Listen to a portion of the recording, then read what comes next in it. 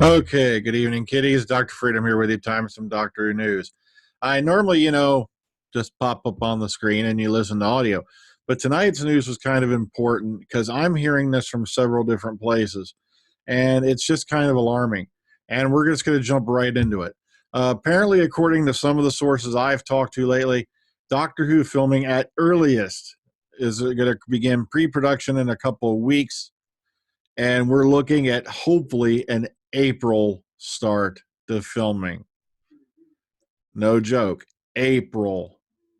This does not bode well because this can only lead in a couple directions.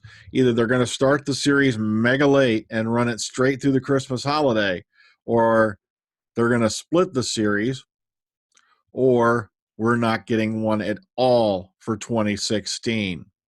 And I hate to sound like an alarmist, but when you start filming that late, there is no conceivable way they're going to get a series on the air even by October, because you've got to you got to get all the filming done, you got to cram it through post-production, pre-production, all that stuff.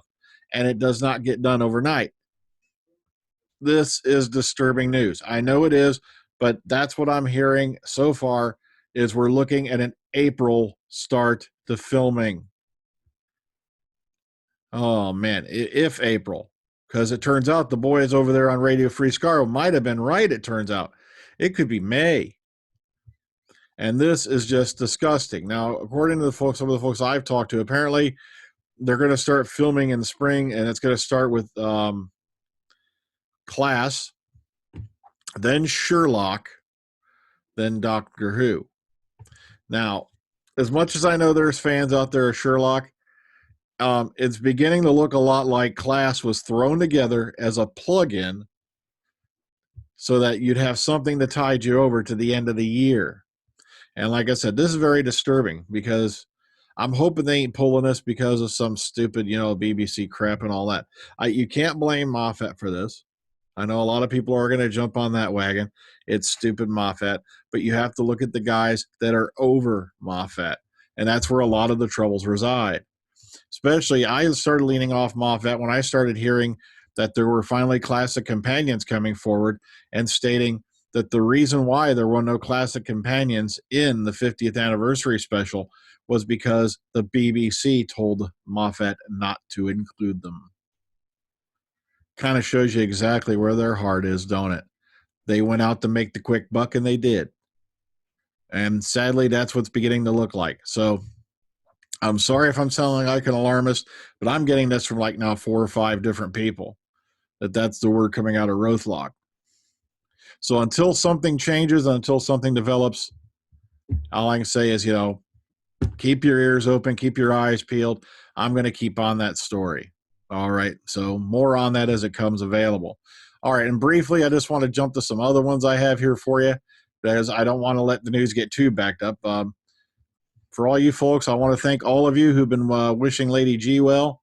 She's been doing very, very well. We've been hanging in there. Heck, I had to go back to work this week, which is always a fun experience. See how well I'm keeping up on things. Oh, man. But okay, let's go ahead. Let's take a look at what I do have for you, because there's some fun stuff as well. Okay, first up, Paul McGann reflects on the Doctor Who TV movie 20 years on and his triumphant comeback. And keep in mind, this year is the 20th anniversary of the television movie that Fox did. And there's a lot of us who don't want to remember it because of certain things like the doctor said he's half human. He was only joking. Then explain why the master said it as well when he saw it in his eyes and the little, DNA strands or whatever his eyes. So that kills that theory. But okay, that's just me, because I really don't care if the doctor is half human or not. It would explain a lot of nifty things. But a lot of people are going, that's too much like Spock. But oh, well, that's my theory. Whatever you want to hold, whatever floats your boat. Okay, but what I really like down here is if you jump down here, I love this. This is McGann saying, I sort of given up on ever expecting the phone to ring. We were busy making that 5 Doctors saying, basically the 5-ish Doctors reboot, and predicated precisely on the idea that none of us were ever going to get asked back to do anything. We were taking the piss out of it. Then in the middle of it, I'm asked back, and I couldn't tell the others, so I felt a bit of a heel. But I was saved in my shame by Tom Baker going one better and not telling them he was actually in the 50th, and that sort of deflected from my fibs. And he goes, so suddenly now I'm signing autographs for the 8th is in the middle of the photo, and you've got Matt Smith slightly behind. So I love that kind of stuff. He's getting a kick out of it. Poor fella, because you remember that scene, he was, I'm in. Okay, Peter Capaldi news. And then in case you haven't seen this, and you'd have to be in a cave, but this was from last April. I don't know why this is just coming out now, apparently. But he sat down. Maybe he just now had time to throw all this. I don't know.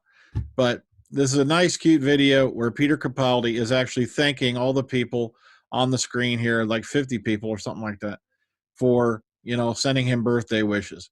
So it's a really, really fun watch. Please go check this out. It's just really, really nice. This guy is a class act and a half, and I'm really going to be sad to see him go. But on another note, I'm really working on the personal theory now that they're going to kick him out. Okay, and why am I on this page? I don't know. I really don't. I kind of lost my way. All right, so I think this was one that led to this, actually. Okay, Big One Productions, the Screen Doctor Who movies. And yes, that's exactly what it was. I was going through there. See how well organized I am now? It sucks. Okay, basically, this February, Big One Productions will be screening both of the 1960s Peter Cushing Doctor Who films back-to-back in one evening. Now, we go into this, blah, blah, blah. Watch, you can see the trailers, blah, blah, blah. Okay, Big One Productions is screening both films at the Philharmonic in Blackpool on the evening of Friday. See, I'm doing good. February 19th. The doors will open at 1800, which apparently I'm saying they're going military time here. 6 p.m. for a 7:30 p.m. start, and tickets are priced at £5. So if you're in the area of Blackpool and you want to go check this out, and especially on the big screen, it's worth it. They don't tie in the official canon in any way, but they're really, really fun to watch, especially seeing, in the second movie, Daleks Invasion 2150 AD, of, young Bernard Cribbins running around that movie. It's really fun. Okay. This is about the recent Big Finish release, which is called All Consuming Fire, where they have the Doctor crossing over with Sherlock. And this was originally, it's an adaptation, of a Virgin novel. That's what it was originally. So if you want to read up a little bit on that, what it goes on, it doesn't really give you any spoilers on it, and it's definitely worth a listen. I listened to All Consuming Fire today, and it's really, really funny. It's a well-told adventure. Okay, Eve Myles has been nominated for the BBC Audio Drama Awards. If you run through here, okay, the finalists for the Audio Drama Awards, and there are two of the names on the list that will be familiar to all Doctor Who fans. Nominated for Best Actress in an Audio Drama is Eve Myles, best known as Gwen Cooper in the Doctor Who spinoff Torchwood, and she's nominated for her performance on the leading role Amy in Frank and the Bear, which was broadcast on BBC Radio 4 this past October. Okay, and then also down here, another production of Big Finish, most famous for their Doctor Who audio dramas, has also been nominated. The Old Gods, an episode of The Omega Factor, has been named a finalist in the Best Online-Only Audio Drama category, and it goes into more details there. But I really love that because that starred Louise Jameson, and it was a really, really good set of stories. I listened to that a while back. Okay, lastly for today, National Television Awards shortlist has been announced, and once again, okay, Doctor Who and Downton Abbey have dominated the category in the last decade with Doctor Who holding the title between 2005 and 2010, and then Downton Abbey between 2012 and 2015, with the exception of 2014 when the Doctor regained the crown. Blah, blah, and it goes into that whole history. Sorry, I should have read this one a bit more detailedly. But the thing was, Capaldi and Coleman did not make the short list, which really, really disturbs me.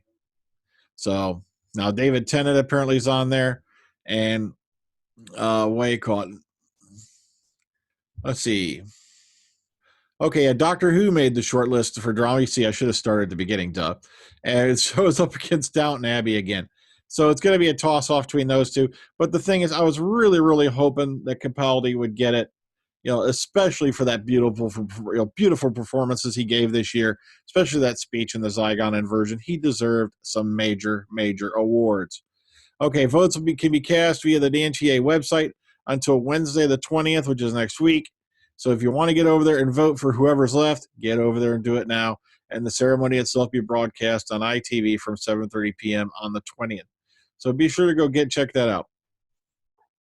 Okay, and I'm not joking, kids. I'm hearing from all over the place that, and this is from like 4 or 5 different sources now, because I've been talking to people on the side between Twitter, Facebook, a few other places, and the word so far is beginning to look like that they won't be going into pre-production on Doctor Who for at least a couple more weeks, and that filming will probably likely begin sometime in April, which means the whole 2016 season is either going to be, well, they said they're not doing a split series, but come on, look at the evidence. Or they're not going to show it at all. Or, oh man, they're going to do a run straight through Christmas all the way into in the beginning of next year. And I don't know, man. I just don't know what to make of it. I'll keep my eyes and ears open. And if I hear more on this story, I'll pass it on to you. But until then, everybody, take care. Ta-ta. Have a good one.